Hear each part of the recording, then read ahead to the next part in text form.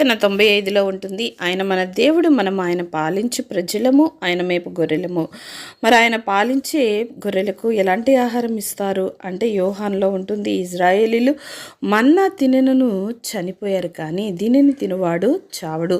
మరి దేనిని అంటే జీవాహారము. జీవాహారం అంటే ఏంటి అంటే యేసుక్రీస్తు ప్రభువారే జీవాహారం అయి ఉన్నారు. పరలోకం నుండి దిగివచ్చిన జీవాహారం నేనే అని యోహాను శుభవార్తలో తెలియజేస్తున్నారు. మరి ఈ జీవాహారం తింటే ఏమవుతుంది అంటే యోహాను 6లో ఉంటుంది.